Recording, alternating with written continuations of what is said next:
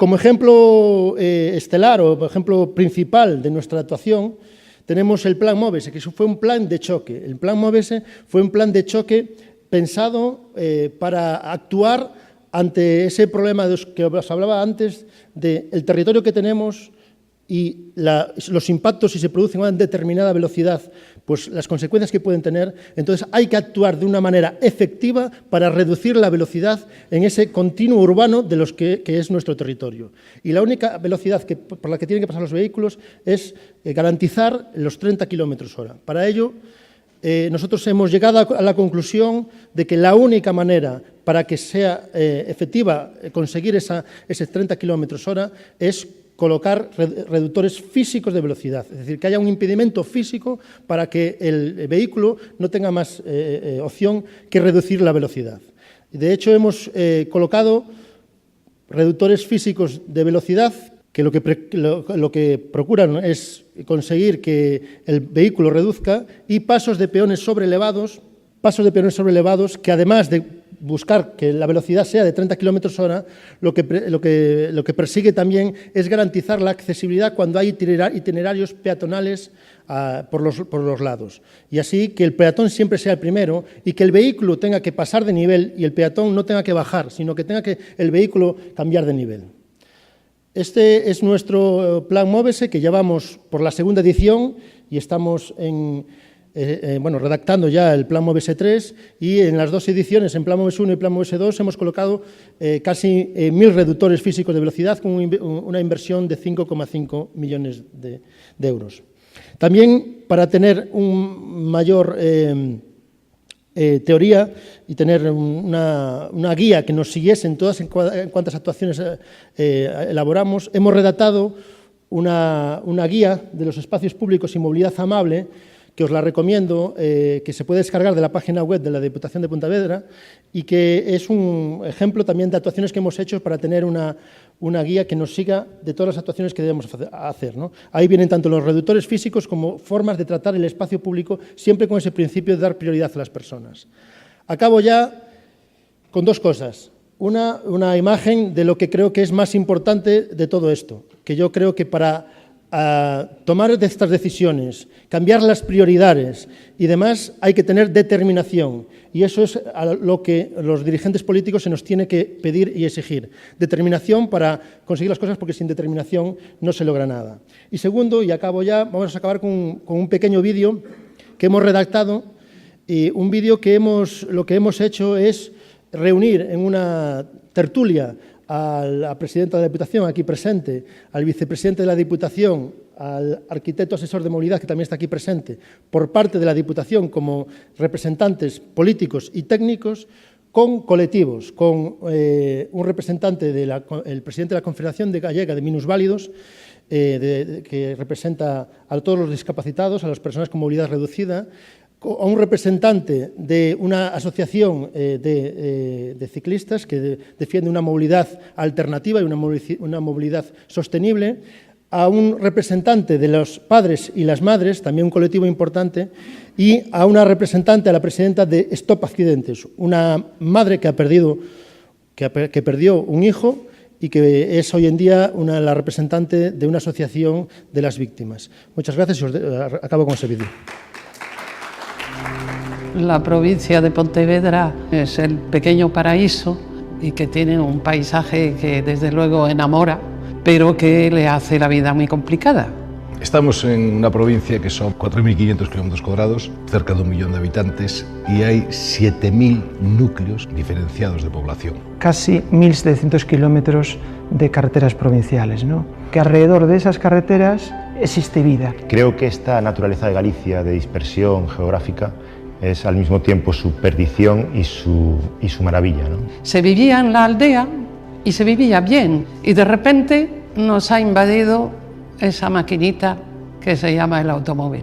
Y esa maquinita ha cambiado totalmente, no solo la forma de desplazarse, sino la forma de vivir, ¿no? ¿Cómo nos afecta? Pues nos afecta de muchas formas, ¿no?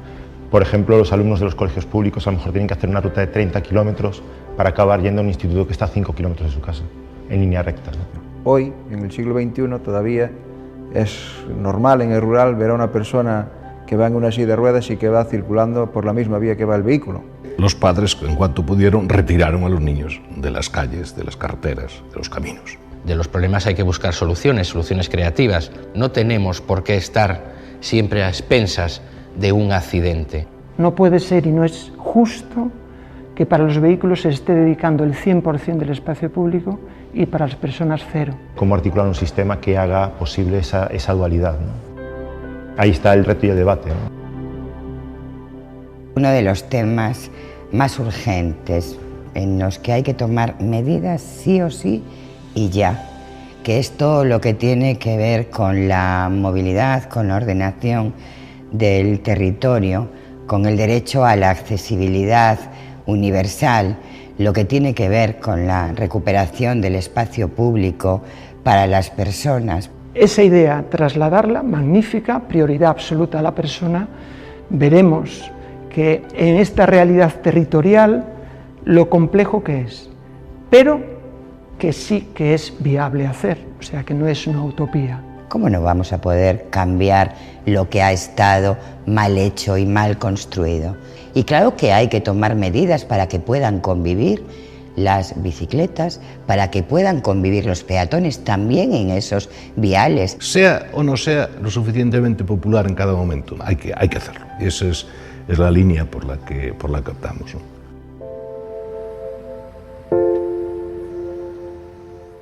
¿Cómo lo transformamos? Hemos sacado un proyecto y un plan de choque para evitar que lo que es la velocidad del propio vehículo tenga estas consecuencias tan graves.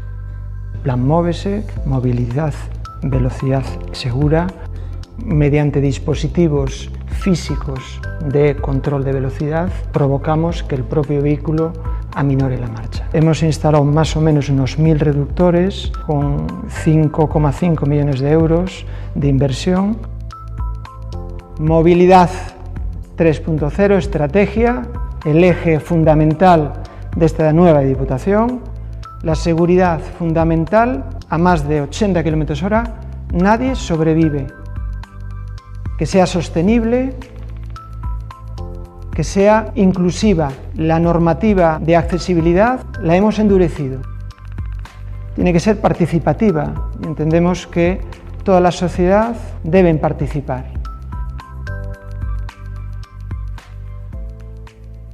La prioridad política y la voluntad política nos ha cambiado la vida.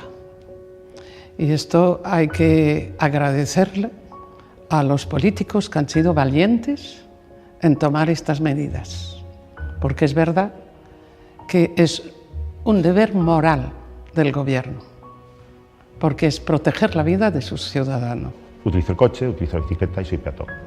Las tres cosas. Entonces, he aprendido a saber cuál es mi lugar y quién tiene la prioridad en determinadas circunstancias. Educación, educación y educación. Y no por lo que a nosotros nos toque, sino por lo que nosotros vamos a dejar. La educación vial en este país todavía está muy mal impartida y con una conciencia todavía del punto de vista del conductor. Mi sueño de futuro sería que cuando un conductor tiene un comportamiento criminal, asocial cuando menos, la propia sociedad lo redujera, lo viera como algo muy malo. La movilidad es algo pues normal para la sociedad en su conjunto y todavía es algo que excluye a las personas con problemas de movilidad. Con el trabajo conjunto entre la administración, la parte técnica y las entidades que representamos a distintos colectivos, seamos capaces de hacer una movilidad justa para todas y para todos. El futuro es, y está claro, accidentes cero, gente ocupando su espacio. Desde nuestro colectivo de víctimas es lo que nos emociona, los sobrevivientes. No somos conscientes de la suerte que tenemos de poder vivir en una ciudad, convivir donde nuestros hijos corren, nuestros mayores se pasean y vuelven a casa.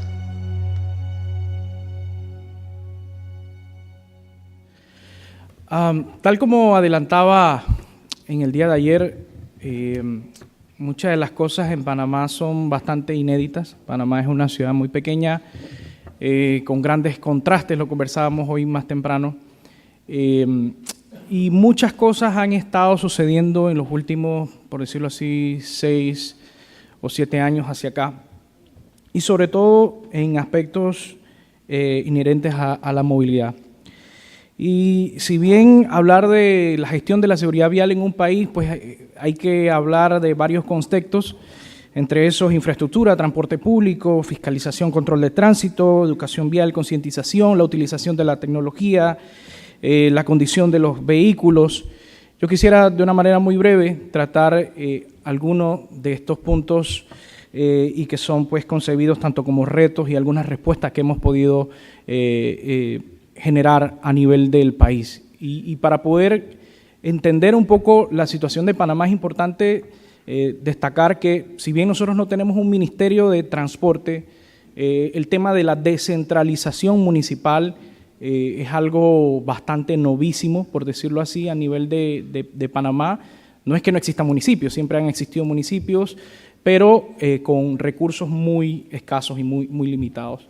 Y en esta administración de gobierno se ha podido destinar un cúmulo importante de presupuesto a nivel de los municipios, y lo toco porque tal vez para todos ustedes es algo muy normal que el transporte público sea regentado por los municipios, y en Panamá no es así, está centralizado en la autoridad del tránsito. El tema de la gestión de la movilidad muchas veces también está a nivel de los municipios, y acá en Panamá está a nivel de la autoridad del tránsito. Tenemos un Ministerio de Transporte, un Ministerio de Obras Públicas que si bien gesta la infraestructura, lo hace de manera compartida con la autoridad del tránsito. Entonces, si nosotros vemos a nivel de infraestructura, el país ha podido avanzar en los últimos años.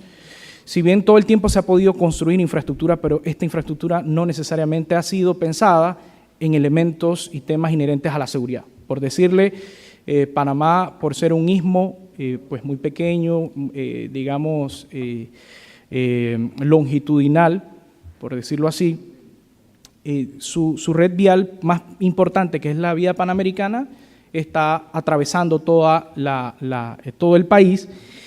Y por muchos años se mantuvo vías que solo tenían un sentido en cada dirección.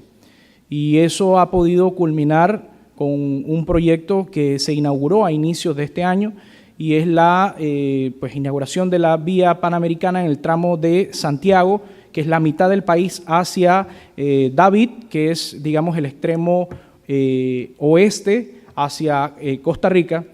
Y es una distancia aproximada de unos 250 kilómetros, con 2 vías en un mismo sentido, con medidas de seguridad bastante importantes, y que había sido una vía que lamentablemente debía muchas personas, muchas vidas, por ser en un mismo sentido. Eso pues ha traído una disminución bastante considerable de los hechos de tránsito, sobre todo aquellos que generan víctimas fatales, con un sinnúmero de dispositivos de seguridad vial, pero que lamentablemente en la mente de las personas, al tener una infraestructura nueva con elementos de seguridad, muchas personas acuñan eso a que entonces es propicio aumentar la velocidad. Y ustedes no se imaginan lo que ha sido una lucha a nivel de varios actores muy importantes de la sociedad, de voces que claman el aumento por darles un ejemplo, de los límites de velocidad. Cosa pues que de manera rotunda y contundente nos hemos negado, porque si al momento de elaborarse las especificaciones técnicas de la vía se mantuvieron unas velocidades, pues nosotros hemos sido muy celosos en mantenerlas. Por otro lado, a nivel también de infraestructura, se ha tenido un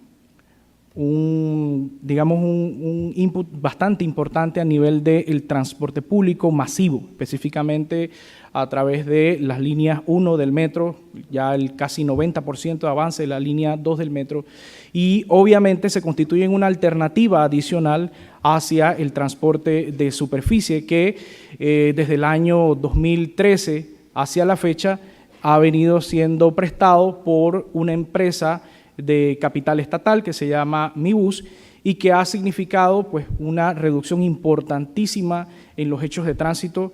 Creo que lo comentaba en el día de ayer, pues tras el volante del transporte público anterior, que eran estos buses tipo escolar, internacional, estos buses conocidos consuetudinariamente Diablos Rojos, pues lamentablemente al año morían muchas personas por el desorden en el que manejaban, y si bien aún quedan, eso no ha podido ser reducido en 100%, pero sí en el área metropolitana, donde hay pues una condensación muy importante de la población, ha podido pues ser significativo. Y por otro lado, también en esa misma infraestructura vial se ha podido pues, ir desarrollando múltiples dispositivos o elementos de seguridad que pues, hemos visto en los últimos años cómo ha podido aguantar un poco el tema de la siniestralidad. Por otro lado, como les contaba, a nivel del transporte público, para nosotros fue muy determinante tomar algunas decisiones en torno al tema de transporte público. Por darle un ejemplo, el primer documento que recibí al llegar a mi cargo no necesariamente fue un decreto de nombramiento, sino fue una demanda arbitral que la empresa concesionaria colocó contra el Estado panameño por un sinnúmero de temas, entre esos la piratería, el flagelo del transporte informal, que nos tocó muy difícil combatir, y que también a manos de transportistas pues, desordenados, sin mayores regulaciones, pues cobraban hechos de tránsito, generaban hechos de tránsito y cobraban víctimas. Y fueron parte de los difíciles retos que nos tocó asumir. Hoy en día les puedo decir que generando una gestión de una empresa que antes era una empresa privada y ahora es una sociedad anónima de capital estatal gestionada por una empresa llamada First Transit, pues Panamá a nivel de superficie tiene un mejor transporte público y que nos ha permitido reducir significativamente la siniestralidad y mejorar en cierta medida el nivel de satisfacción de los usuarios del transporte público. Esto pues ha pasado por la incorporación de más unidades de transporte, mejorar el tema tarifario, entiéndase, inclusive llegar a competir contra el transporte informal.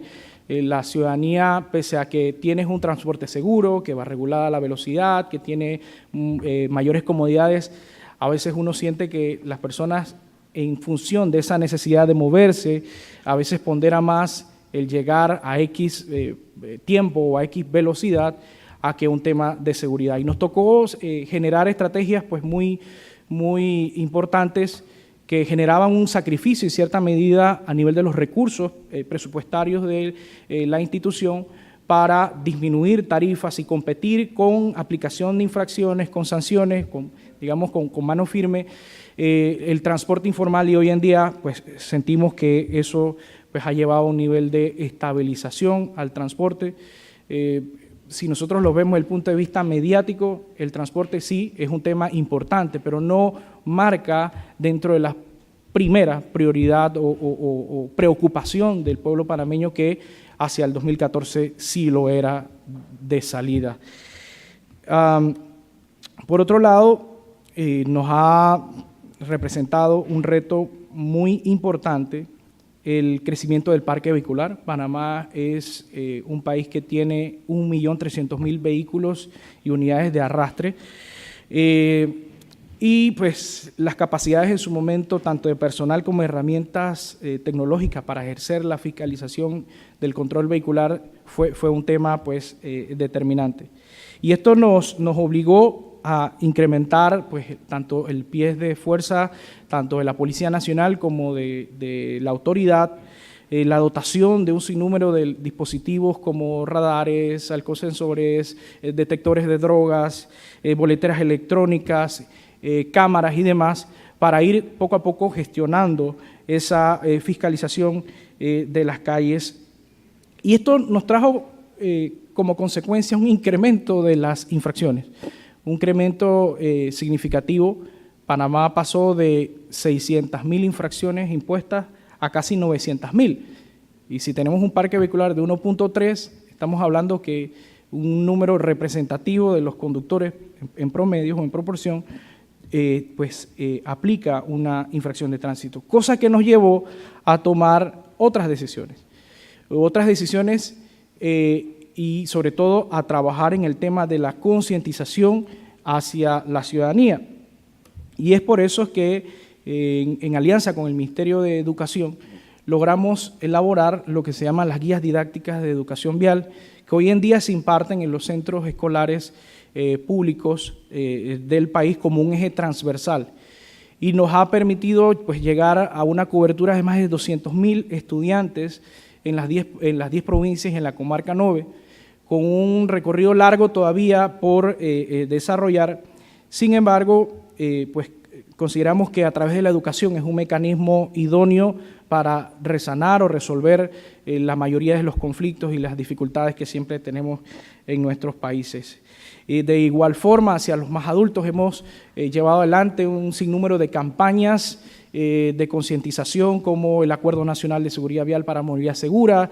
Actualmente lanzamos lo que se llama Viajemos Seguros, que es una campaña desarrollada a través de historietas en un lenguaje muy sencillo, muy asequible a los niños, que es en este caso a través de cómics. Y lo que buscamos es precisamente ponderar el que el ciudadano tiene que mejorar aquellas actitudes o hábitos que nos han llevado a generar, por ejemplo, ese 41 o 43% de víctimas en la condición de peatones. O sea, del 100% de víctimas, para nosotros es muy preocupante que el 41 o 43% de esas víctimas son precisamente peatones. Así que consideramos pues que a través de estas campañas, alianzas estratégicas con organizaciones de la sociedad civil que cada día se vuelven mucho más beligerantes, no solo para exigir a las autoridades, sino también para coadyuvar en la solución de este tema tan importante como lo es precisamente la seguridad vial. Nos obligó también a nivel institucional crear un organismo dentro de la institución que velara por el tema de la seguridad vial, y se creó la Dirección Nacional de Educación Vial y Defensa del Usuario, en donde no solo se atiende el tema de la parte de educación, sino también las quejas de los ciudadanos, porque, como les explicaba, la Autoridad de Tránsito ve tanto temas de tránsito terrestre, transporte público, actividades jurisdiccionales en materia de tránsito. Nos toca todo el tema de la semaforización, la señalización horizontal y vertical. Son un sinnúmero de actividades dentro de un organismo muy pequeño, pero pues a nivel de la concientización nos llevó a la necesidad de la creación de esta dirección, y consideramos pues que está dando los resultados que esperábamos, reitero, con un camino muy largo todavía por seguir desarrollando. Como muchas cosas también, la aplicación de la tecnología ha sido una herramienta bastante importante para enforzar muchos temas de la seguridad. Y es que al principio nos encontramos con muy poca transparencia en la ejecución o la imposición de las infracciones, quejas ciudadanas por la falta de certeza del castigo ante las infracciones, la imposibilidad de corroborar si el parque vehicular poseía seguro obligatorio para accidentes de tránsito, incapacidad de generar políticas públicas a falta de la inexistencia de una herramienta tecnológica que nos generara data de dónde estaban suscitándose y cómo los accidentes de tránsito. Y esto nos ha llevado, uno, a desarrollar lo que son las boleteras electrónicas para efectos de la aplicación de las infracciones. Elaboramos una APP que se llama el Inspector Ciudadano, que no es más que una herramienta que aplicas en tu celular y el ciudadano coadyuva con nosotros en la denuncia de algunas infracciones de tránsito que se avistan en las vías. Inicialmente empezamos con lo que eran vehículos mal estacionados, personas estacionadas en lugares para discapacitados o personas con movilidad reducida, pero ya eso poco a poco se ha ido migrando a otro tipo de conductas, como el transportar personas en condiciones inseguras, entiéndase aquellas personas que se desplazan a jornadas de trabajo y los llevan en unas condiciones que no son las correctas, vehículos transitando por los hombros, y nos ha permitido ser una herramienta de interacción también con la ciudadanía al momento de la aplicación de las infracciones. Desarrollamos también el SOAT, el Seguro Obligatorio de Accidente de Tránsito, que nos permitió enforzar de 600.000 vehículos que al principio habíamos podido constatar que tenían una póliza de seguro vigente. Eso ya anda por los 950.000 vehículos que sí la aportan, solo con incorporar la posibilidad de conocer a través de una ley que se aprobó en la Asamblea Nacional qué vehículos tenía su póliza de seguros al día. Y esto pues ha sido bastante importante para el tema de la fiscalización en campo y también producto de los accidentes. En este momento nos encontramos incorporando, digamos, por primera vez de una manera formal lo que son las fotomultas.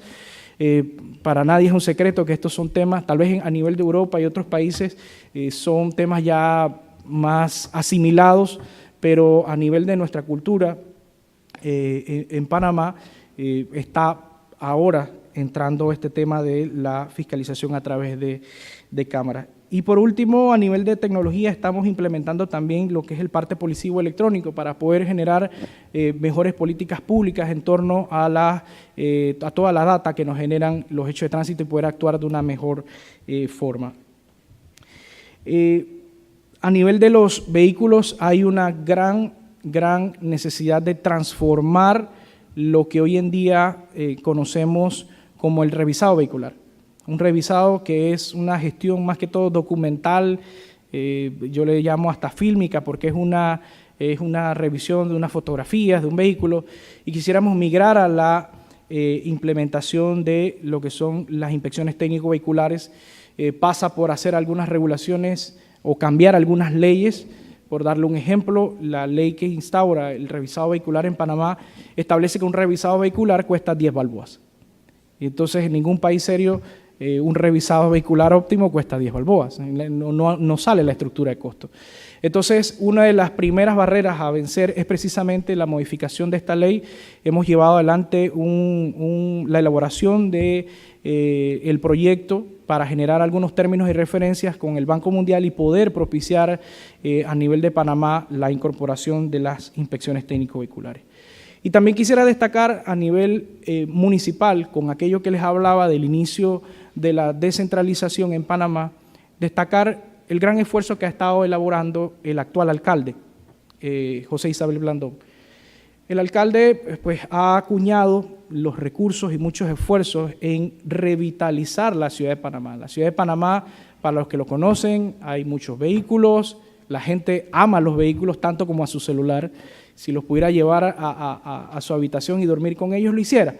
Pero también los entiendo. Por muchos años un transporte público ineficiente, muy pocas posibilidades de llegar a sus distintos destinos con un nivel de satisfacción, y se generó pues que el vehículo prácticamente en Panamá era como una especie de estatus, de aspiración, de obtener un nivel social específico. Poco a poco, con las mejoras a nivel de transporte masivo, el transporte público, estas cosas han ido cambiando. Pero, volviendo al tema de la revitalización de los espacios públicos, a nivel del municipio de Panamá se ha podido generar pues, una importante transformación. Todavía queda mucho por hacer, pero ha servido de ejemplo y de senda a otros municipios del interior del país que hoy en día invierten esfuerzos y recursos en mejorar la movilidad, en este caso peatonal, que, reitero, pues había sido una tarea dejada de elaborar por muchos años en nuestro país. Reitero, hablar de la gestión de la seguridad vial en Panamá es hablar de claros oscuros, de momentos difíciles. De hecho, en una semana celebraremos lo que es la Semana de la Seguridad Vial en Panamá a causa de un hecho triste y lamentable que se suscitó el 23 de octubre. 18 personas mueren calcinadas producto de una falla en un refrigerante de un bus, y da con el traste pues, de la muerte de 18 personas calcinadas en un transporte público. Esto significó un antes y un después en en la forma de transportarte en la ciudad y obligó pues la generación de una licitación o de una concesión de transporte público que en este caso hoy en día está en manos de la empresa MiBus, que es una empresa de capital estatal. Así que Panamá, un país que sigue luchando, que hace una inversión muy importante en infraestructura hacia el transporte público, infraestructura vial con mejores mecanismos de seguridad. Sin embargo, pues todavía es digamos, una nación joven que ocupa adoptar las mejores prácticas de otros países para ir disminuyendo la siniestralidad y sobre todo los lesionados y por supuesto las víctimas fatales. Gracias. ¿Desde hace cuánto tiempo sabemos que para un correcto diagnóstico de la seguridad vial hacen falta recolectar datos? La respuesta es obvia, ¿de acuerdo? Pero no por estar en este evento, ¿de acuerdo? Estamos hablando de cuestiones menos obvias. Yago lanzaba como una losa una reflexión que, bueno, pues dejaba caer si habíamos hecho los deberes, ¿de acuerdo?, en estos últimos 10 años. Por otra parte, Uxío también lo que nos ha presentado es una serie de principios básicos, ¿de acuerdo?, que tienen que ser aplicados con valentía política, pero no dejan de ser cuestiones obvias. Y ni siquiera voy a tratar de presentar 3 ideas, como Uxío, voy a tratar de presentar una única idea. ¿De acuerdo? ¿Cómo empieza una consultoría vinculada a la seguridad vial? Bueno, pues hacen falta datos, se solicitan datos de tráfico y de seguridad vial. ¿De acuerdo? El cliente, no, esto va a ir todo perfectamente, va a ir rapidísimo, te lo voy a suministrar, ¿de acuerdo? La realidad es otra. ¿Por qué? Porque todo empieza con una inocente pregunta que es: pásame los Excel. ¿De acuerdo? Y digo inocente porque a priori en esos Excel se supone que está toda la información. ¿De acuerdo? Y Excel, no me malinterpreten, es una magnífica herramienta para prototipar, es decir, para concebir cómo ha de ser la gestión de la información a un coste muy bajo. Pero insisto, ¿desde hace cuánto tiempo sabemos que han de gestionarse y recopilarse datos de seguridad vial? Y como ellos, muchos otros tipos de datos. Mucho tiempo. Excel es magnífico, o sea, es decir, podemos hacer cosas como estas, ¿de acuerdo? Pero tiene importantes desventajas. Tiene sus ventajas, como comentaba antes, y es que en ocasiones pues es la única alternativa porque pues no tenemos recursos económicos, que también es otro aspecto del que se ha hablado ya en este Congreso. Es decir, que no esté en la agenda de presidencia, o sea, la seguridad vial, que no esté en la agenda de presidencia, hace que al final no se dote de recursos económicos y humanos para abordar este problema, y de aquellos polvos tenemos estos lodos, puesto que estamos en una situación en la que no se está cumpliendo, al menos en la región, los objetivos con los que nos habíamos comprometido. ¿De acuerdo? Entonces, insisto, Excel es genial, magnífico, pero no nos permite registrar la actividad de las personas que están metiendo la mano en los datos. No hay trazabilidad de la información. No podemos mostrar esa información o vincularla con sistemas GIS, al menos de una forma sencilla. ¿De acuerdo? ¿Y quién se fiaría de un médico al cual va a la consulta, le mira la cara, dice, creo que tienes pancreatitis, sin hacer un análisis? ¿De acuerdo? O que el análisis de sangre que se realice sea con aparatos que no están adecuadamente calibrados. Este es un problema sobradamente conocido. O sea, es obvio para las personas que estamos aquí en esta sala, pero incluso para instituciones y organismos de orden mayor, como la Organización Mundial de la Salud, que en su informe de la seguridad vial de 2015 cita 34 países de los de todo el mundo suministraron datos de alta calidad, 85 de menor calidad, no sabemos lo que es menor calidad, y 74 países directamente no suministraron datos. Cuando los países no tienen registro de buena calidad, ¿qué se hace? Bueno, pues nos inventamos mecanismos matemáticos para tratar de preverlos o de estimarlos, ¿de acuerdo? Bien, para sus informes la Organización Mundial de la Salud se alimenta de datos que le envían los países, como hemos visto, alta calidad, media calidad. En el mejor de los casos, el país tiene un sistema o sistemas, no tiene un sistema único, ¿de acuerdo? Ese es el mejor de los casos. ¿Cuál es la realidad? Bueno, pues nuestro amigo Excel o incluso, en ocasiones, papel. Y como comentábamos antes, hay países que no envían datos. Por otra parte, Observatorio Iberoamericano de Seguridad Vial, ya más centrado en la región de Latinoamérica, del orden de 20 países. Objetivos: estandarizar y difundir la recolección, procesamiento, análisis de datos de tránsito. O sea, el dato está claro que es importante.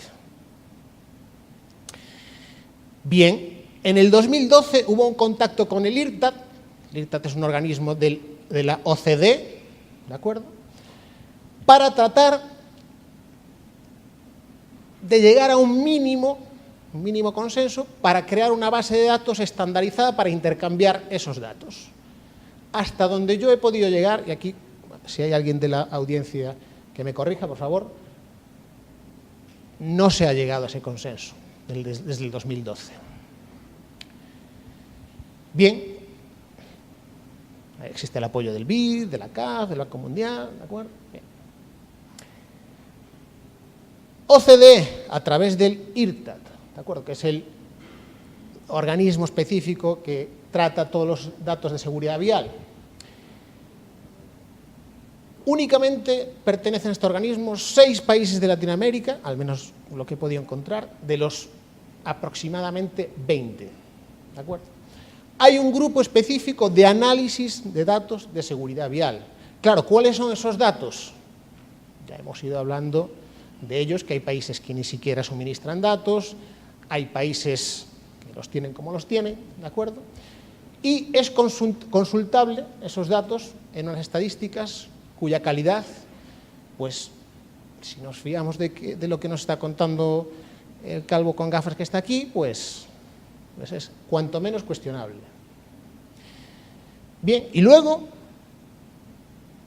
hay un factor que, bajo mi punto de vista, pues es estructural y depende de cada país, ¿de acuerdo? Y eso sí, cada país se organiza como quiere, que los datos de seguridad vial se recopilan a través de policías, operadores de vías, sector sanitario, seguro, ¿de acuerdo? ¿Qué es lo que me preocupa? Seguros. ¿Qué es lo que me preocupa? ¿Cuál es el vínculo entre todos ellos? ¿Están todos esos organismos en cada uno de los países conectados entre sí para tener una única fuente de datos de seguridad vial? Bueno, en resumen, que tenemos un trabajo después, cuando tenemos que empezar a hacer una consultoría sobre seguridad vial, muy importante sobre una base de datos que nos hace suspirar. Para esto tengo un sueño, yo tengo un sueño, soñar es gratis. Y os voy a pedir que nos reseteemos la cabeza, ¿de acuerdo? Y pensemos en Perú. ¿Qué hace falta para hacer un buen ceviche? Sencillo, ¿de acuerdo? Vamos a quitarnos de la seguridad vial. ¿Qué hace falta para hacer un buen ceviche? Bueno, hace falta ingredientes, ¿no? ¿Qué más hace falta? Alguien que los haga, un cocinero, que tendrá que saber cómo hacer ceviche, ¿de acuerdo? Y también tendrá que tener una buena cocina, porque ¿utilizaríamos un microondas para hacer ceviche? La respuesta es no, pero está intencionadamente puesta aquí marca Excel, el microondas, puesto que al final, insisto, una herramienta que es muy buena para prototipar, no la estamos utilizando para algo que es una operación y que sabemos que hace N años deberíamos estar haciendo con otro tipo de herramientas y sistemas. Que, dicho sea de paso, me alegra que el ministro de Transporte de Perú esta mañana hablase que en su agenda está la digitalización de todas las iniciativas y la gestión de la información vinculada a la gestión de infraestructuras, y Julio César pues también hablará ahora mismo de la digitalización de otra serie de procesos vinculados pues, con la gestión de la seguridad y de la movilidad.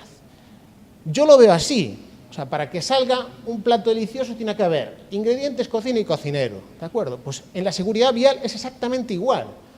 Tenemos que tener datos, o sea, que el dato se genera, hay accidentes desafortunadamente, hay datos, o sea, el suceso está ahí, alguien los tiene que recopilar, ¿de acuerdo? Pero necesita una herramienta adecuada. Por tanto, necesitamos buenos datos, de buenas herramientas y buenos técnicos que estén capacitados y formados.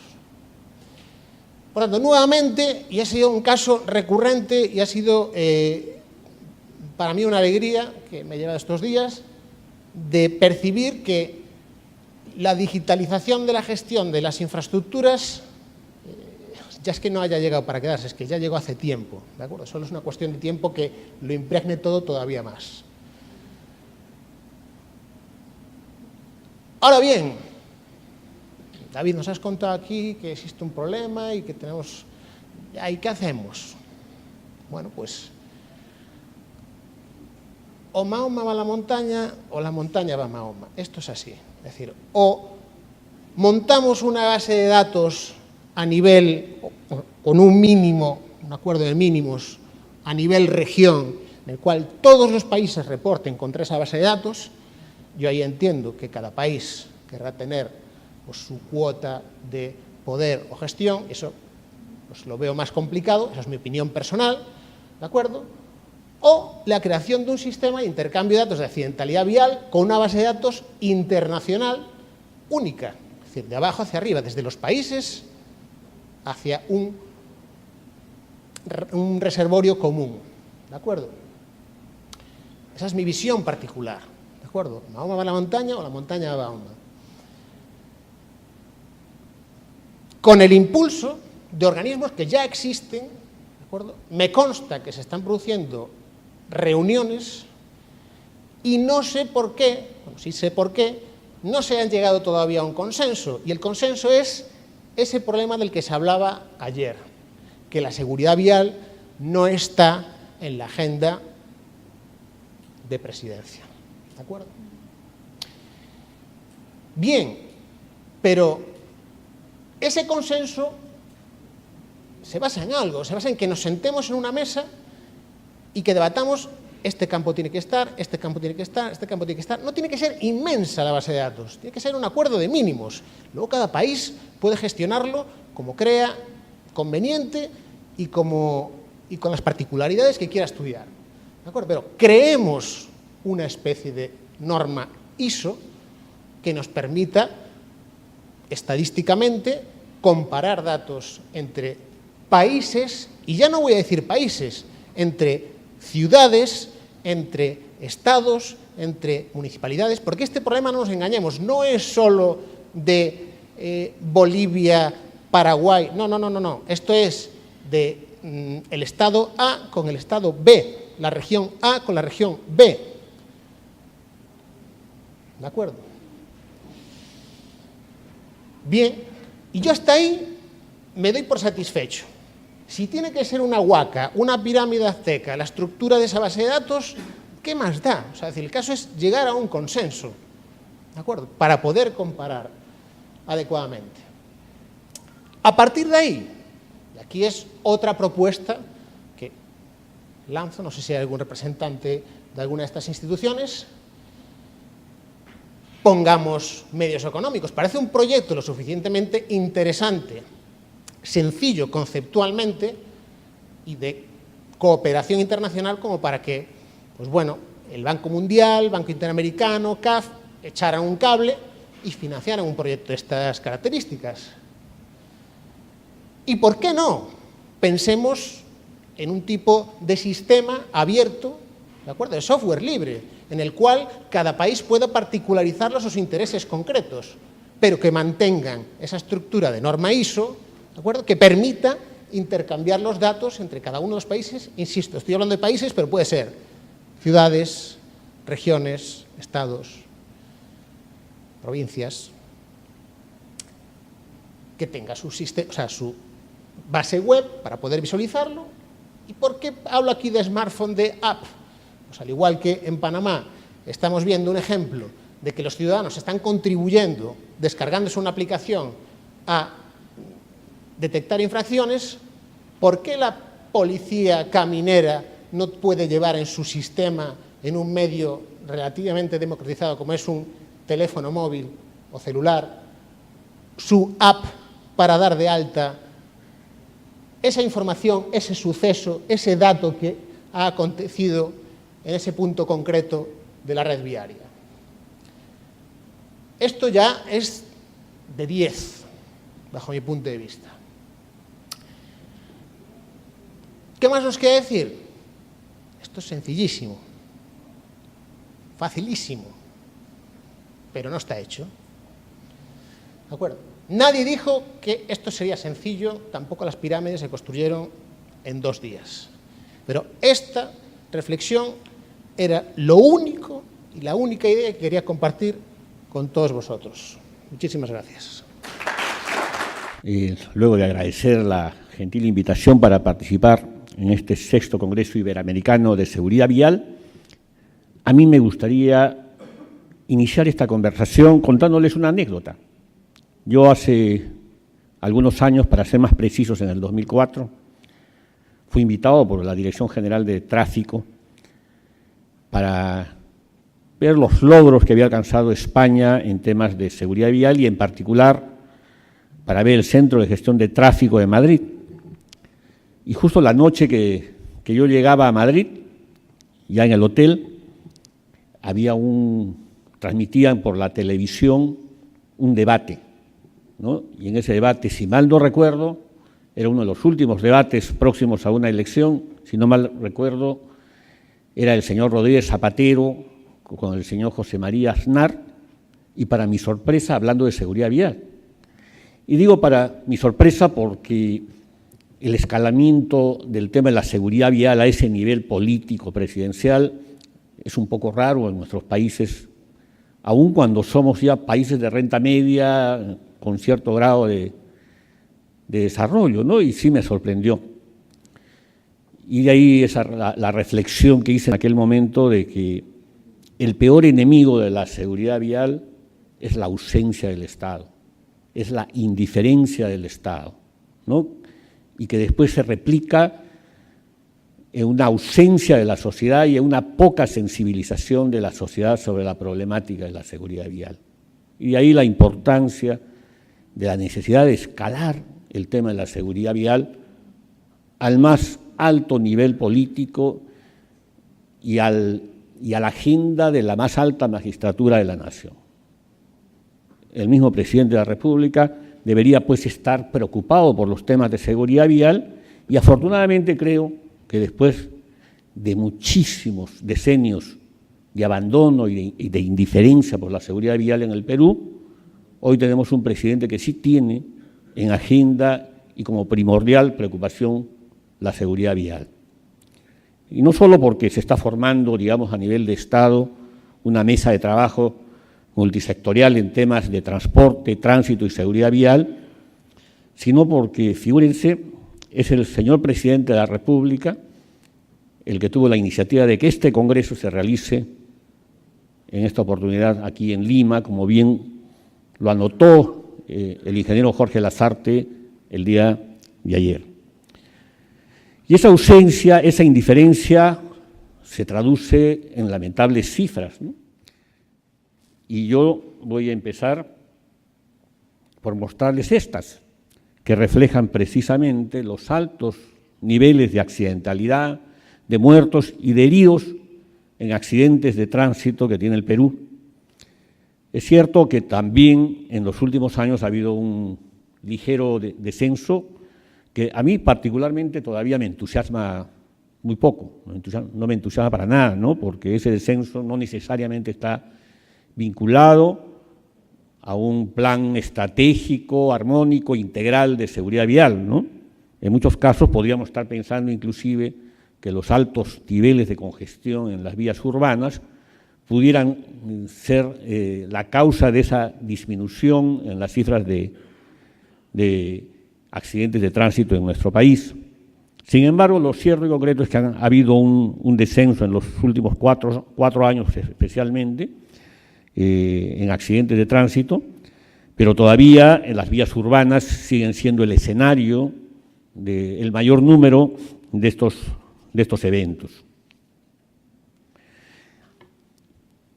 Y estos eventos, decía que aparte de la ausencia de Estado, de la indiferencia de Estado por decenios, también se ha reflejado, digamos, en un factor que en el caso del Perú ha sido determinante, ¿no? Ha sido esa vorágine que casi como un huracán ha dilapidado ese valor que es la vida humana, y ese huracán se llama desregulación.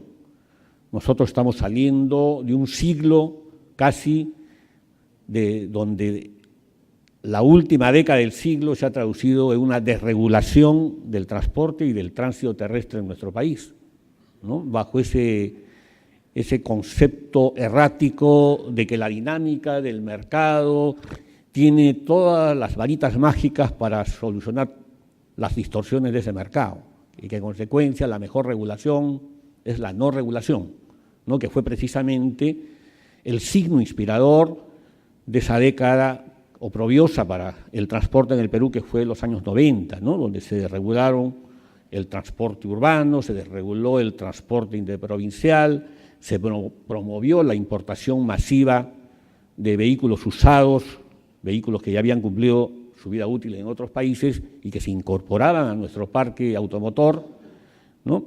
Para revertir una situación que a inicios de esa década de los 90 era déficit, pero que después se transformó en un superávit, pero un superávit con atomización, desorden, informalidad, accidentes de tránsito, contaminación ambiental, congestión, pérdidas de horas hombre, que genera millones y millones de dólares en pérdidas, ¿no? Y precisamente esta situación, este estado de cosas, nos ha dejado pues un cúmulo de lecciones aprendidas. Y dentro de esas lecciones también la necesidad de abordar esta problemática de la seguridad vial de manera estructural y no de manera aislada. Es por eso que hemos entendido con dramatismo de que este tema tenemos que abordarlo seriamente en todas sus aristas, especialmente en las que tienen que ver con el aspecto institucional. ¿Cómo estamos preparados nosotros como Estado para abordar la seguridad vial? En el Perú tenemos un reparto de competencias, un reparto competencial en 3 niveles de gobierno, que tal vez no sea el más apropiado para abordar esta problemática, porque eso ha generado muchas manos sobre un mismo problema, muchas autonomías que quieren dictar sus propios criterios para solucionar esta problemática, y no siempre de la manera más feliz.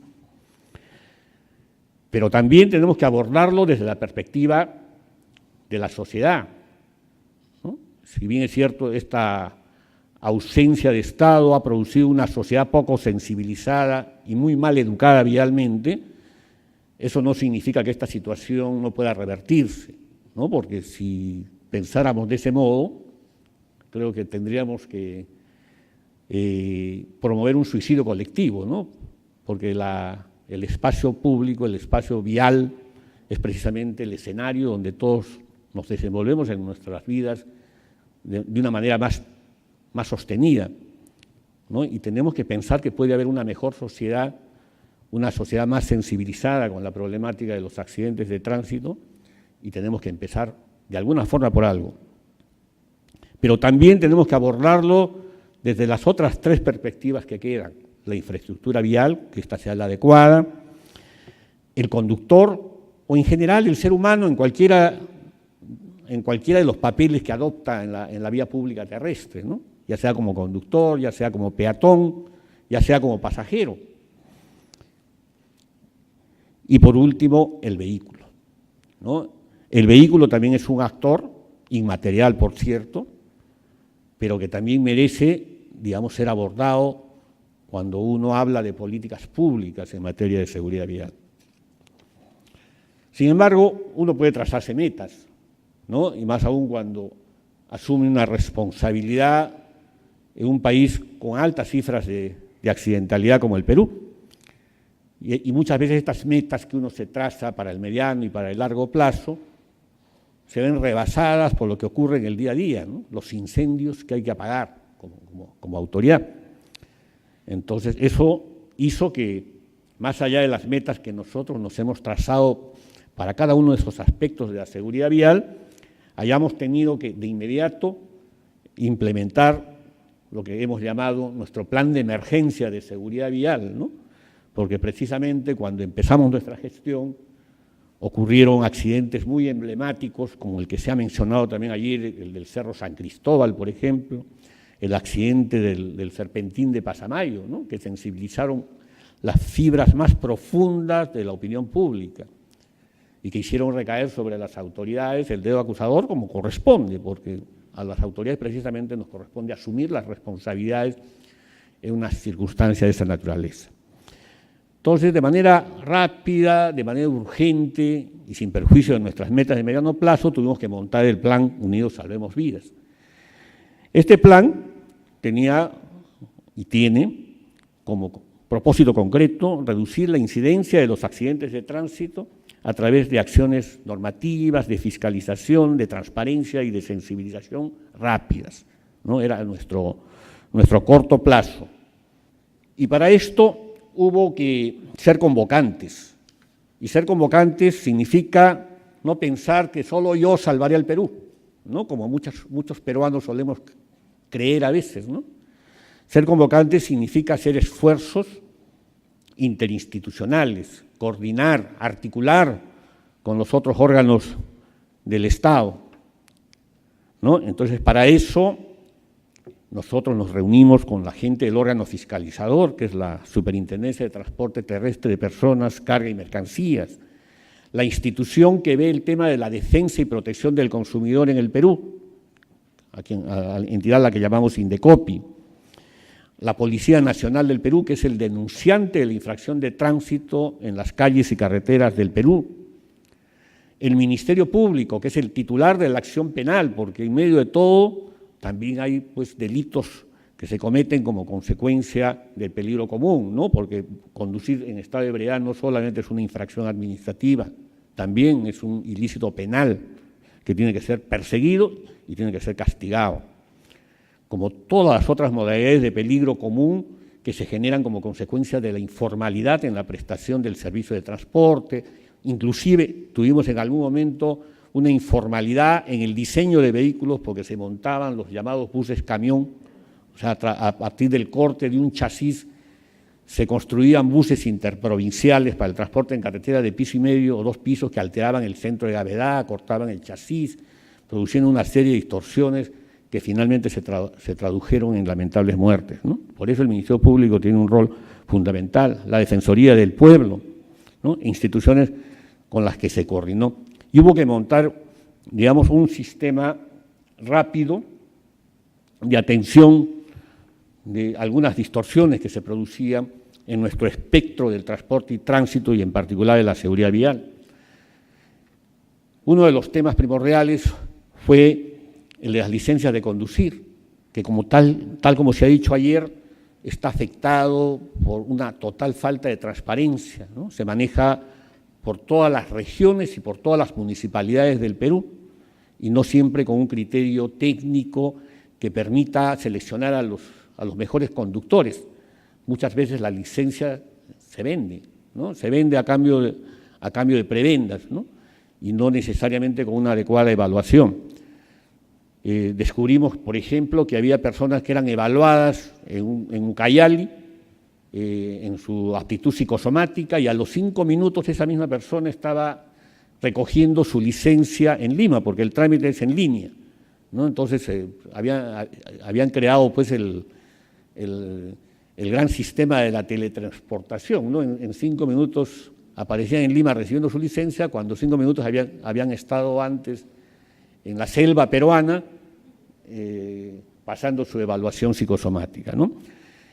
También descubrimos que el identificador biométrico que se emplea para la evaluación estaba siendo vulnerado con unas siliconas donde trasladaban la huella digital de una persona de una ciudad a otra, ¿no?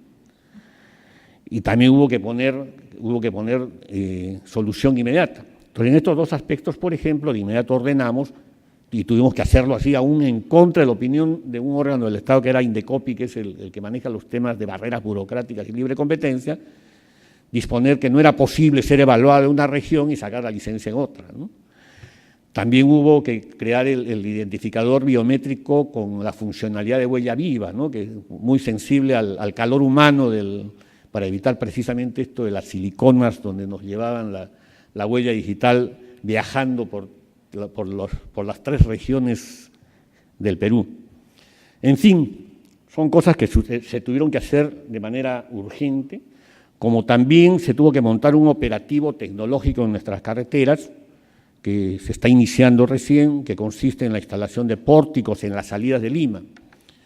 Lastimosamente en el Perú tenemos una errática política de terminales terrestres, porque en otros países la bajada de bandera a un vehículo, es decir, la revisión por lo menos elemental de que un vehículo antes de salir a la carretera cumple determinadas condiciones de seguridad básicas, se hace en el terminal. El terminal no solamente es el lugar de embarque y desembarque de pasajeros, sino también es el lugar natural donde se hace esa bajada de bandera, donde se revisa inclusive al conductor, de que ese conductor esté en adecuadas condiciones para conducir el vehículo.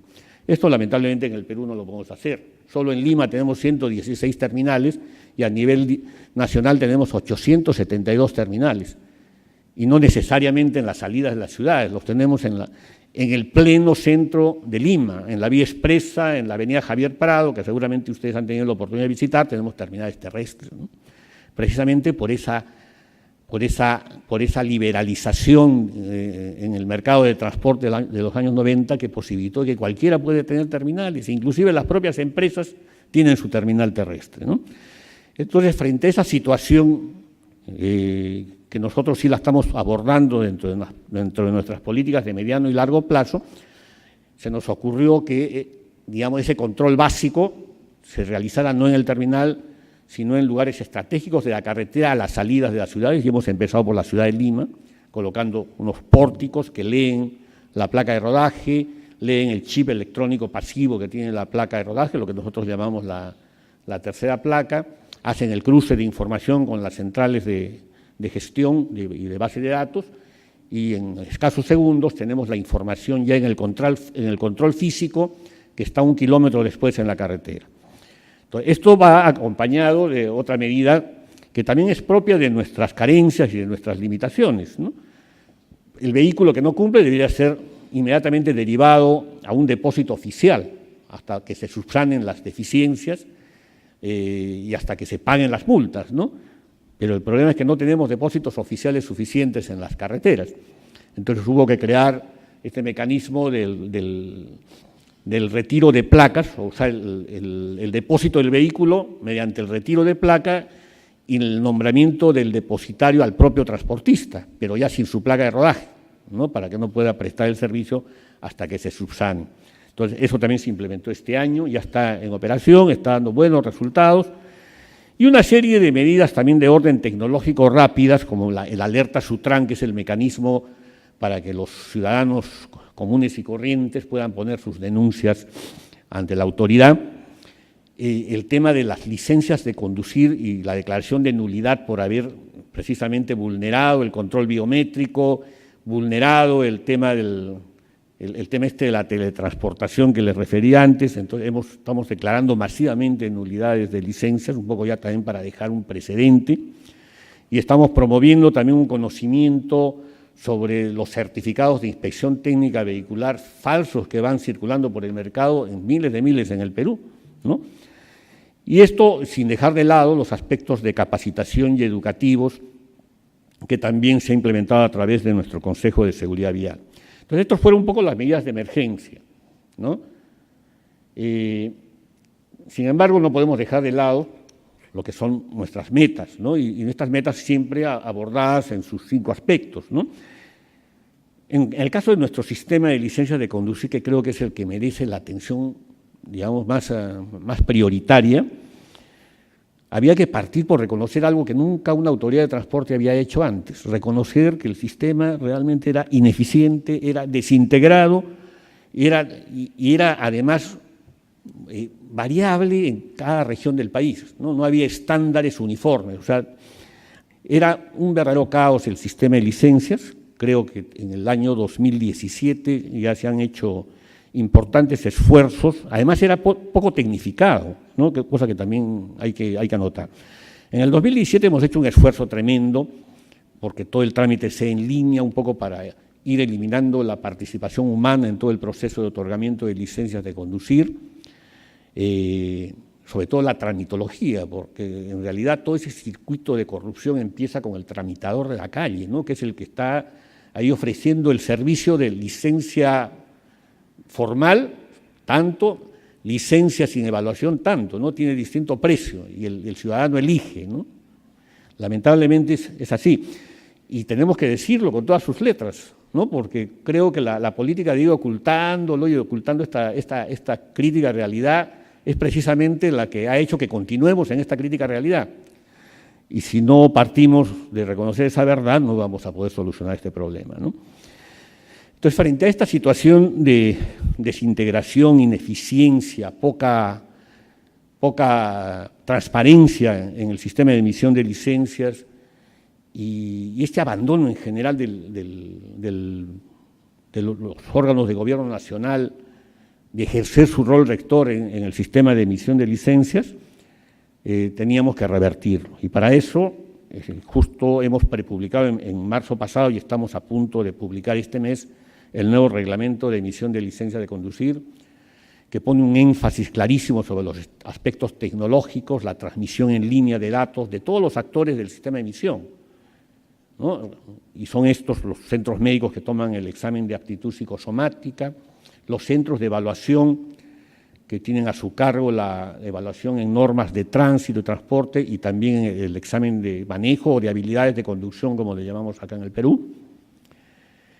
Las escuelas de conductores que tienen a su cargo la parte formativa para las licencias de clase y categoría profesionales, ¿no? La idea es que todos estos agentes, digamos, transmitan información en tiempo real, que esa información esté debidamente encriptada, que vaya a una base de datos donde un operador tecnológico que va a manejar un centro de gestión, que también lo estamos implementando en el sistema. Estamos integrando al sistema la licencia de la clase B, que es la que sirve para conducir vehículos de 2 y 3 ruedas, que estaba desintegrada a cargo de las municipalidades, de manera tal que era pues absolutamente posible que un conductor de motocicleta a quien le cancelan la licencia en Tacna, al día siguiente esté en Tumbes obteniendo una nueva licencia y nunca se sepa ni se descubra que este señor está inhabilitado para conducir vehículos de cualquier clase. En abril vamos a empezar el examen de manejo en la vía pública, después de un examen previo en el circuito privado. Estamos licitando por primera vez un centro de evaluación en Lima Metropolitana. El actual está inmérito a un convenio de hace 28 años que no le da, me refiero al convenio, no le da las herramientas al Estado de poder fiscalizarlo adecuadamente. Y estamos creando este gran centro de gestión y monitoreo tecnológico. Con eso esperamos revertir este problema de las licencias de conducir, donde sí creo que ya hemos tenido algunos avances importantes. Al igual que el sistema de licencias, nuestro sistema de inspecciones técnicas adolece de estas mismas taras, ¿no? Desintegración, porque no pudimos montar un sistema de inspecciones técnicas completo en el año 2008. De acuerdo a las necesidades del momento, se iban creando, por ejemplo, certificadoras de modificación, fabricación y montaje de vehículos. Como nos volvimos también importadores masivos de vehículos usados, también hubo que implementar entidades certificadoras o verificadoras de vehículos usados que ingresan a nuestro país para que verifiquen que cumplen los requisitos técnicos, que por cierto no eran ni tan exigentes, para importar vehículos a nuestro territorio. De pronto empezó el boom del gas natural, ¿no? Se descubrió que teníamos trillones de metros cúbicos de reservas en gas natural, entonces había que promover el cambio de matriz energética. Entonces muchos vehículos de encendido por chispa se convertían al sistema de combustión a gas natural vehicular. Entonces había que certificar esa conversión del sistema de combustión de los vehículos y se crearon entidades certificadoras. Entonces hay una especie de satélites que han nacido por separado, de manera poco orgánica, y cuando empezamos ya las inspecciones técnicas vehiculares en el 2008, el Estado no estaba pues tecnológicamente preparado, no había un centro de gestión que recibía toda la información que en línea transmitían las inspecciones técnicas. Probablemente esa sea la principal razón por la cual este sistema pues, adolece de esos mismos defectos que las licencias, ¿no? Es desintegrado, es poco transparente, ¿no? Hay un problema también en el modelo de acceso al mercado, se generó todo un lío a raíz de que la Municipalidad de Lima hizo una licitación de las revisiones técnicas en Lima en forma separada del Estado Nacional y contraviniendo todas las normas, lo cual ha creado dos regímenes, entre comillas, de revisiones técnicas que no conversan uno con otro.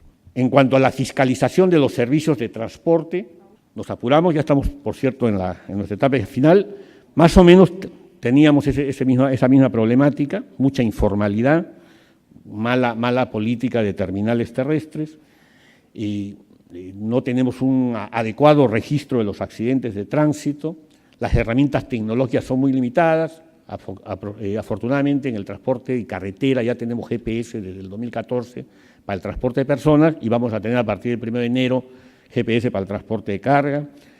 Estamos también inaugurando ya una plataforma integrada e interoperable de los 3 niveles de gobierno para autorizaciones a empresas y habilitaciones de vehículos y de conductores.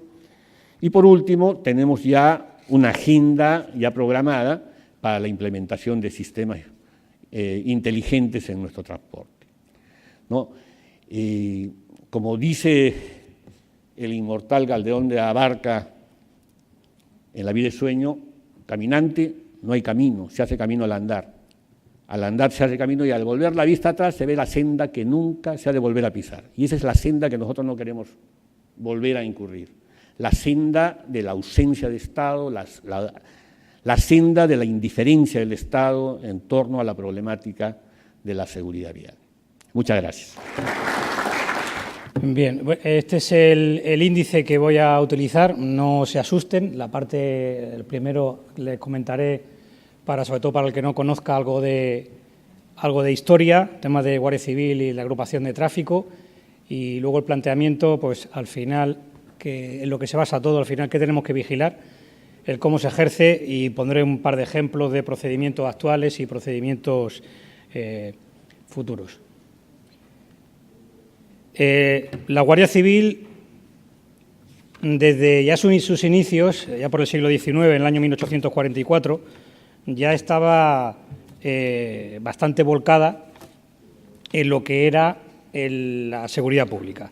De hecho, la orgánica que se establecía ya estaba muy relacionada y estaba íntimamente insertada en caminos y pasos. Ahí, en el grabado que se puede ver abajo, no estamos seguros porque no había todavía Excel, pero creemos que es el primer siniestro vial que fue atendido por la agrupación. Y después de todo eso, ya en el año 1959, el año que viene cumpliremos 60 años desde que se creó la agrupación de tráfico, que es la primera especialidad dentro de la Guardia Civil, pues se le dio los cometidos ya dirigidos específicamente, al ser una unidad especializada, en la vigilancia, en la persecución de infracciones, en la protección, en el auxilio en la instrucción de diligencias, ya sean por delitos contra la seguridad vial o ya sean contra o delitos derivados de siniestros viales, como pueden ser lesiones u homicidios. ¿Dónde estamos nosotros? Como habla el título, aunque he pasado muy rápido por el título, el tema de vigilancia y control, estamos al final, o más o menos al final. En nomenclatura anglosajona hablan de las 3 E's, de la primera que educación, la segunda habla del tema de tecnología, ingeniería, y la última el enforcement, que es la vigilancia del cumplimiento de la norma. Bien, tenemos que, o se nos encomienda a nosotros, hacer cumplir la norma, vigilarla y denunciarla si no se está cumpliendo correctamente. ¿Vale? En el día a día llevamos botas, vamos con ceñidores de cuero, estamos pisando hormigas, ya están en el arcén, pero bueno, también pensamos y planificamos. Nosotros solos no, hay un apoyo también de otro gran cerebro que es el de la Dirección General de Tráfico y el personal que trabaja en la misma dirección. Y bueno, con todos ellos, pues al final se planifica. Yo quiero que David cumpla el sueño, por supuesto, y de hecho intentamos que se cumpla. Nosotros estamos un paso más atrás en cuanto al dato. Intentamos alimentar ese dato, dar cantidad de dato, cantidad, bueno, la que hay, ojalá fuera menos, y intentamos también dar calidad al dato. ¿Se puede mejorar? Muchísimo, estamos en ello. Se implementan medidas. Tenemos creado 2 unidades muy especializadas de investigación y de reconstrucción de accidentes para todo el país a nivel nacional. Estamos ahora mismo creando ya a nivel regional también unidades de reconstrucción de accidentes.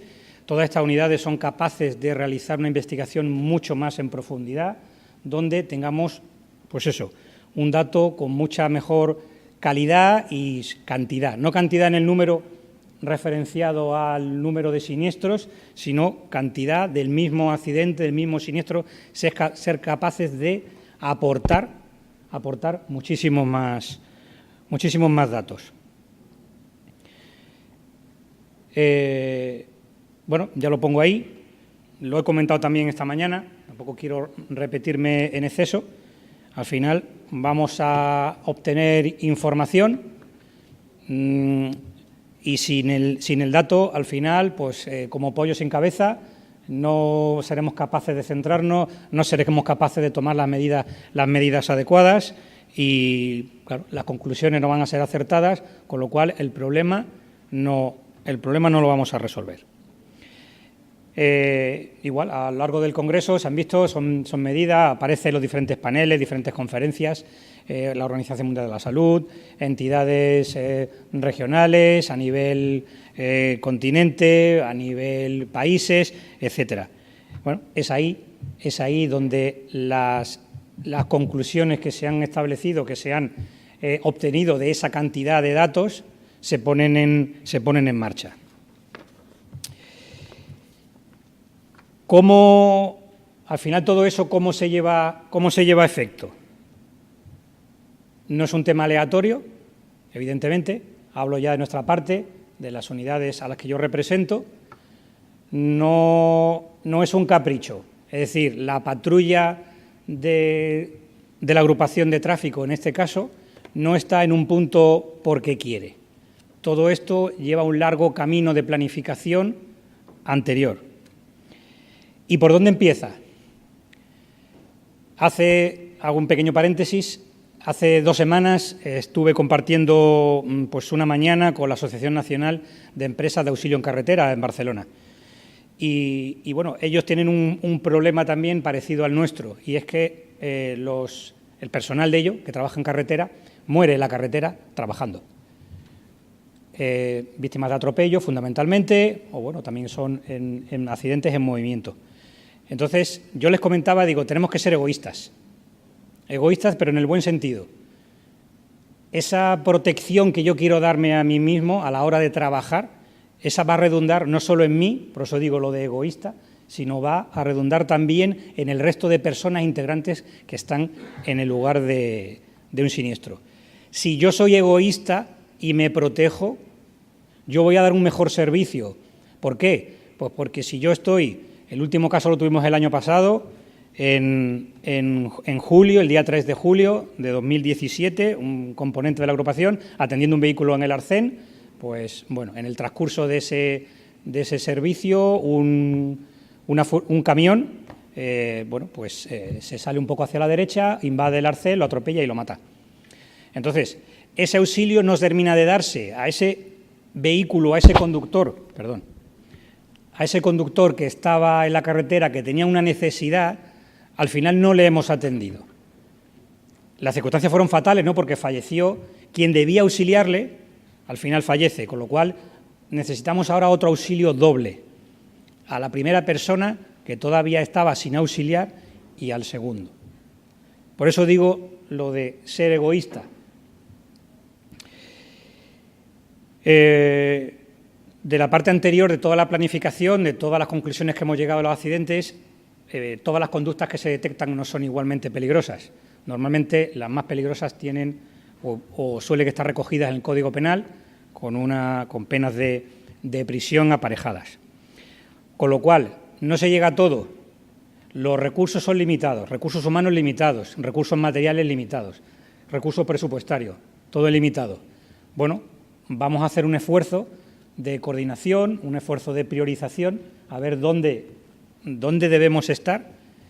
Con pena también tendremos que decidir dónde ese día, ¿no?, en ese momento o en esa jornada, dónde no vamos a poder estar. Para poder saber todo eso anterior, evidentemente yo tengo que detectar, tengo que zonificar o tengo que establecer distintos tramos de carretera, zonas de riesgo, de forma genérica, que en principio cuando los recursos son muy limitados hay que atender a ello, hacerlas de forma genérica. Si puedo tener más recursos para dedicarlo, intentaré especializar esas zonas, hacer zonas de riesgo asociadas a la velocidad, asociadas al alcohol o asociadas a las drogas. Yo debo establecer objetivos y objetivos medibles. Yo no me puedo conformar en quedarme en el paso anterior y de enviar el personal y decirle que tienen que estar en tal carretera desde el kilómetro 0 al 120 o al 50 con una determinada actividad. Tengo que ser capaz también, y si no tengo otra herramienta, si al final parece que la estoy tomando un poco con David, utilizaré Excel, pero que total. Pero tendré que utilizar algún tipo de herramienta o algo para poder yo verificar que el resultado de esa planificación que yo he hecho, tenemos un dato, que es el siniestro, pero bueno, está como muy al límite. Tenemos otros previos, y no solo del resultado del trabajo, sino de lo que yo hago o dejo de hacer. Evidentemente, pues eso, un control, un seguimiento de la actividad. Por eso decía al principio de que no es nada aleatorio, es bastante complejo, se intenta que sea así día a día. Esto no acaba aquí, un sistema de control y de vigilancia, para que funcione, tiene que tener detrás un sistema sancionatorio igual, al menos igual de eficiente, si no, no sirve. Los países con el índice o con la tasa de alcohol más baja no tienen por qué tener menos problemas relacionados o menos siniestros relacionados con el alcohol. Si el sentimiento que hay, si yo tengo la tasa en 0,5 gramos litro de sangre, pero no termina de cumplirse, de poco me va a servir bajarla a la mitad o a una décima parte, porque se va a seguir sin cumplirse. Vamos a centrarnos en que esa tasa, que sí, por poner un ejemplo, ¿no?, con lo del tema del alcohol, en que esa tasa se cumpla, al menos por un alto porcentaje. A partir de ahí podemos dar el siguiente paso. Pero tiene que ser así. Sistema sancionatorio administrativo y sistema sancionatorio penal. Voy a comentar también, pues, un ejemplo de procedimientos que se están llevando. lo denominamos nosotros patrulla integral. Tampoco, no hemos descubierto nada, ni la sopa de nada. Al final, ¿cuál es la idea? La idea es que el conductor, el usuario de la carretera, tiene que tener la sensación, porque con sensaciones también se vigila, de que en cualquier momento y en cualquier lugar se me puede controlar la velocidad, la tasa de alcohol o la presencia de drogas en el organismo, en cualquier momento y en cualquier lugar. Esta es una idea que ya está puesta ya en funcionamiento, la agrupación de tráfico. Se ha conseguido dotar a vehículos, incluso a motocicletas, porque todos los aparatos que aparecen en pantalla son portátiles, son de pequeño tamaño. Y, bueno, al final, por dar algún dato de número del año pasado, 2017, no solo mediante este sistema, sino también con los más habituales, cuando ya no el concepto este de patrulla integral pues no es tal. Una patrulla pues a lo mejor es capaz solamente de utilizar 2 de los 3 aparatos. A nivel de agrupación de tráfico, el año pasado se hicieron 20 millones de pruebas de velocidad, de las cuales 1 millón... ¿Qué ha pasado? Yo no he sido. 1 millón fueron denunciados. Se realizaron 5 millones de pruebas de alcoholemia. Y comento, eso cuesta, y no me refiero en dinero, en esfuerzo. 5 millones de pruebas de alcoholemia, que resultaron al final alrededor de 70.000 denuncias, o creo que denominan también por aquí, he oído, papeletas. Y en el tema de droga, que lleva un recorrido más corto, pero se está también avanzando. Este año pasado, 2017, se han llegado a hacer alrededor de unas 90.000 pruebas, de las cuales 30.000 dieron como resultado positivo. La proporción en este caso con el tema de droga está relacionada en el protocolo, los procedimientos que se hacen, normalmente vienen derivadas o están condicionadas a que el componente de la patrulla observe algún tipo de indicio que haga razonable hacer la prueba. Con lo cual, por eso a nivel estadístico, este porcentaje no sirve. Y ya por último, porque yo prometí ser breve, se lo prometí a Elena y yo lo cumplo, un proyecto que llevamos de la mano con, esto está en marcha, que llevamos de la mano con la Dirección General de Tráfico, y es la vigilancia con drones. Con los drones no podemos medir, o la idea inicial, no podemos medir el alcohol, la presencia de droga en el organismo. Bueno, el tema de la velocidad sí que podría hacerse, pero tampoco, de momento, no está prevista, pero sí tiene otra serie de utilidades. Se hablaba de la distracción, podría hacerse, la tecnología de ese tipo de aparatos se puede hacer.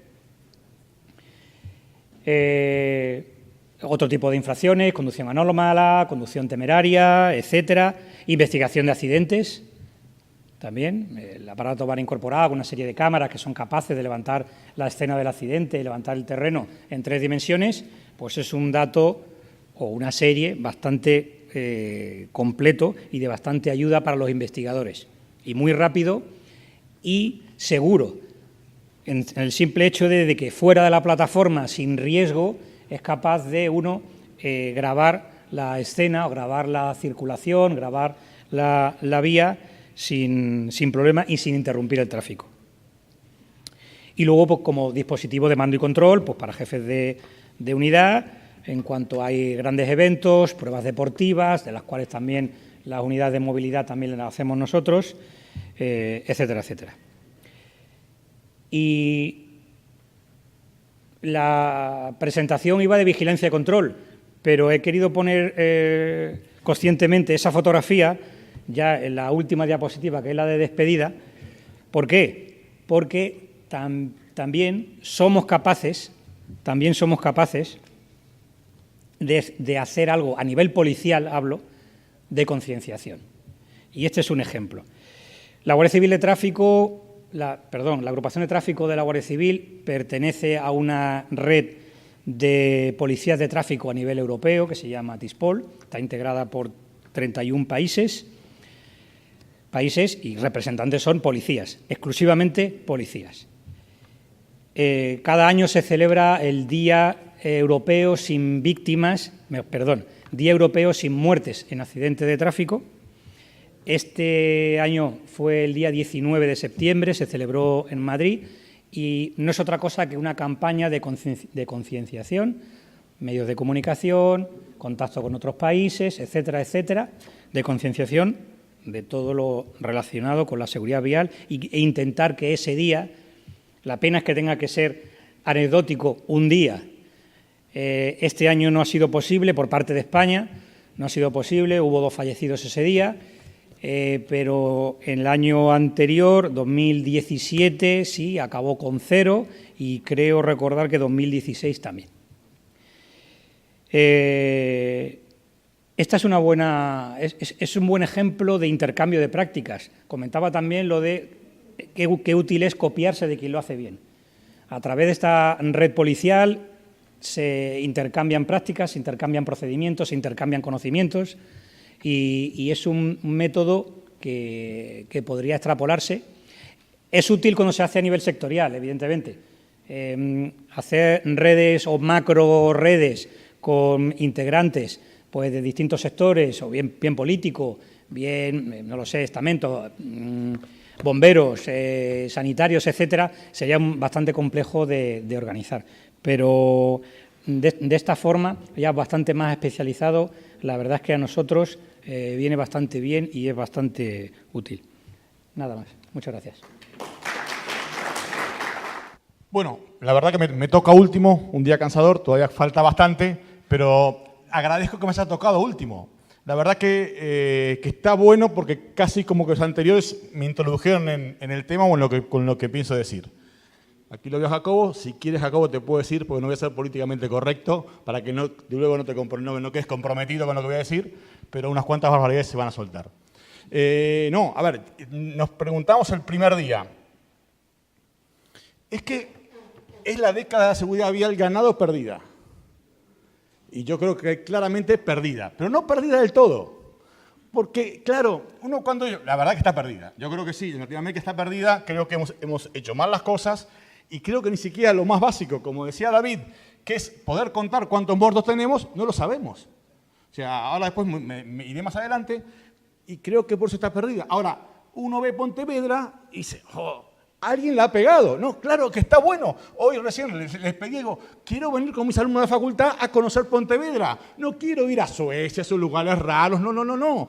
A ver cómo 4 tíos con compromiso, Pulpo y Ribeiro, han arreglado las cosas. O sea, que se puede hacer. O sea, entonces, la solución en algún punto está más cerca. O sea, y no miremos tanto a Miami y miremos más a Pontevedra. Y la verdad que estoy chocho de este congreso de haber podido cerrar que mis alumnos vengan a Pontevedra, vayan a Pontevedra. O sea, no es, el horizonte no está tan lejos. O sea, hace falta más compromiso que técnica.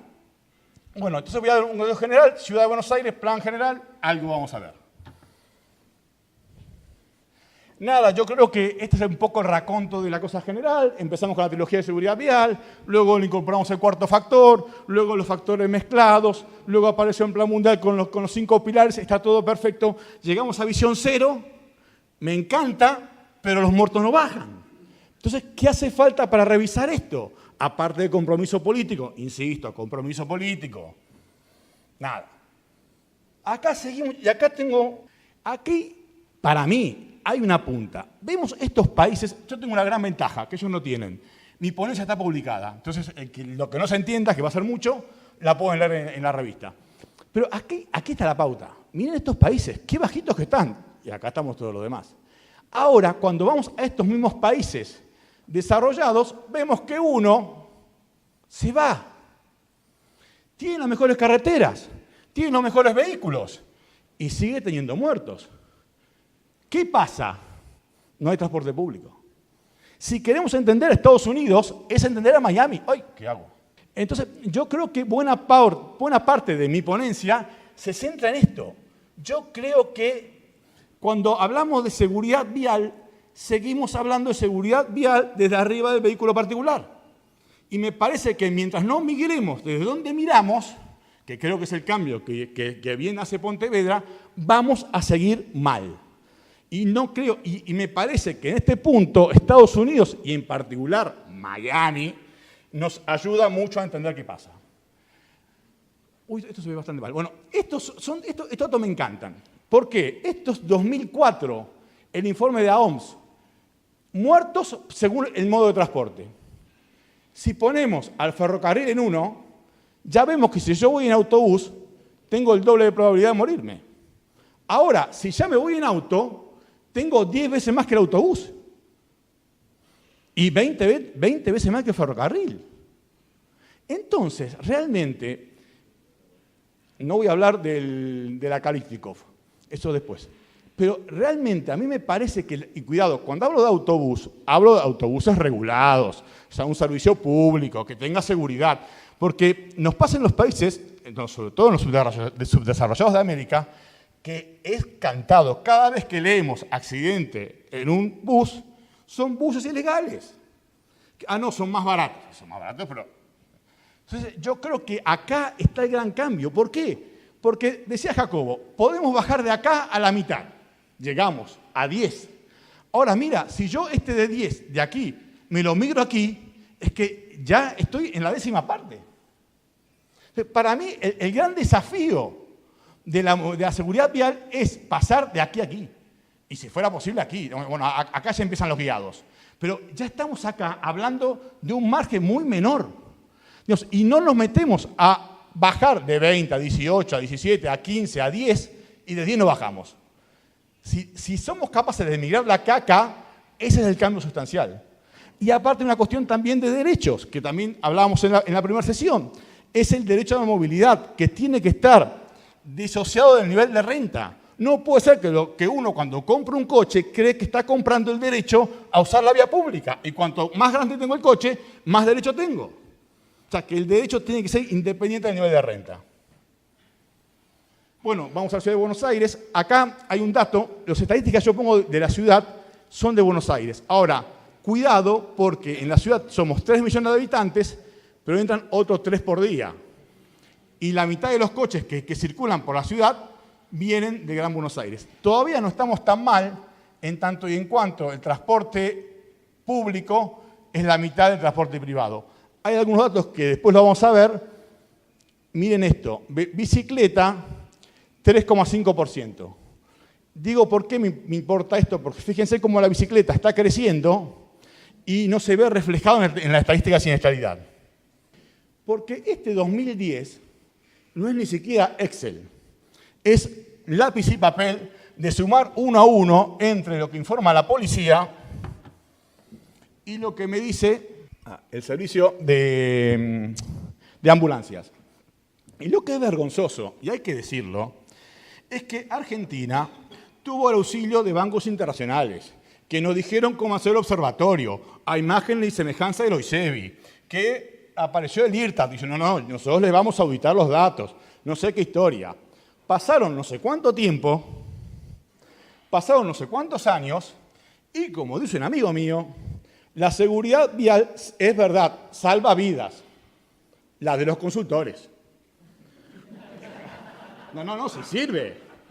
Pero claro, o sea, a ver, pasaron 10 años y no sabemos cuántos muertos tenemos. Y ya no entramos, 30 días, no. Estos son, claro, son muertos en el lugar derecho o 24 horas, listo. Estos son reales. Ahora, no pudimos hablar más que esto. Ahora, es bueno también que los bancos hagan un poco de mea culpa. Porque ahí cuando estaban dibujando los números, todo el mundo miró para el costado. Entonces, o sea, como decíamos antes, es responsabilidad política de todos.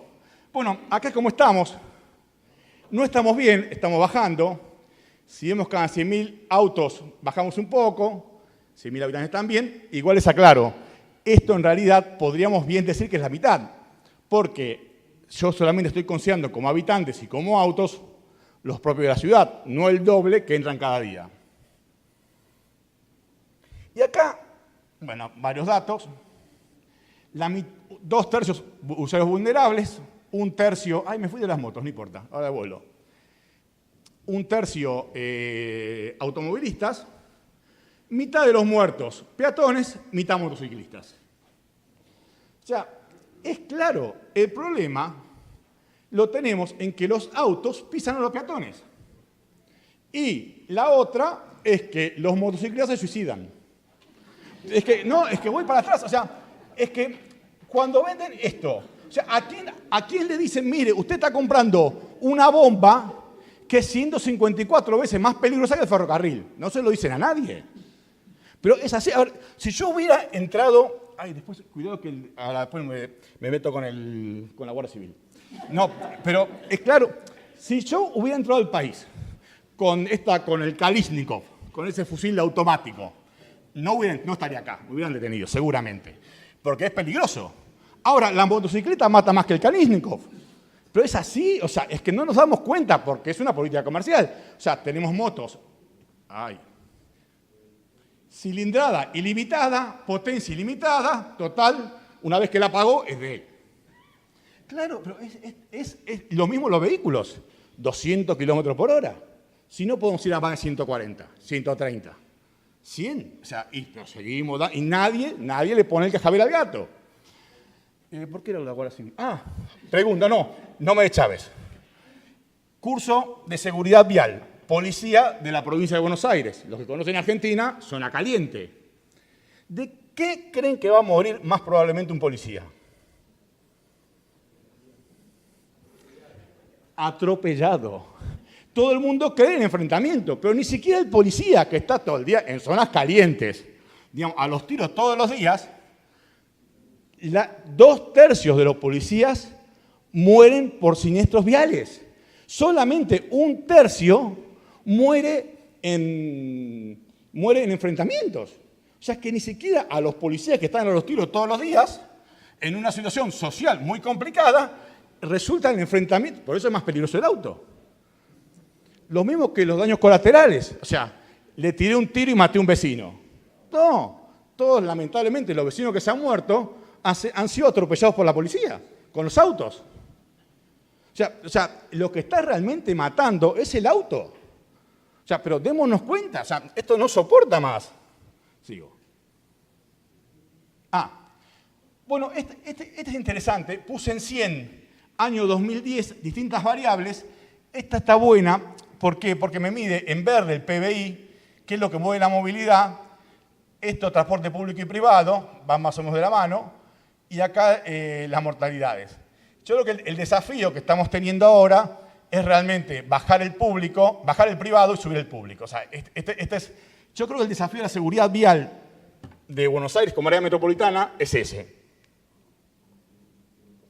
Es migrar más gente al transporte público.